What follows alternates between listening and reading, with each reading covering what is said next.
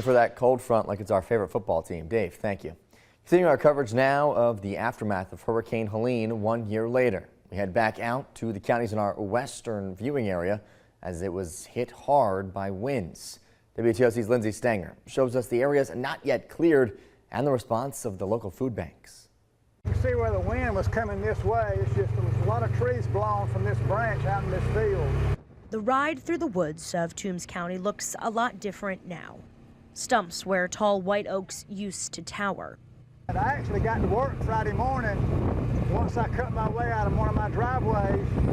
So we're almost a year later and we're still cleaning up. Chris Ray, the maintenance supervisor for this property, recalls the days and months following the grueling cleanup of acres and acres of rural Georgia. I told my girls, I said, girls, we blessed. We ain't got a tree in the bed with us or a tree on our car. A blessing that not everyone in the county could say. We couldn't even get out of our driveways. We couldn't get out of our streets. Couldn't hardly help your neighbors for trying to help yourself get out of your own yard.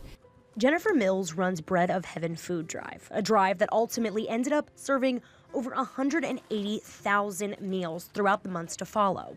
For like 7 weeks, we had food drives every week. We were overwhelmed, but it just seems like everybody just came together and we were able to feed our communities. For 7 weeks, Bread of Heaven went into Toombs and neighboring counties that were hit especially hard here in Georgia. With that, they found who they could and helped how they could.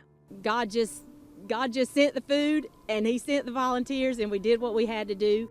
Almost 365 days later, Stephen says there are fewer people in need of help than in the immediate aftermath of Helene, but still more than before the storm. We're still seeing some of those that are still struggling, needing help. They're still displaced.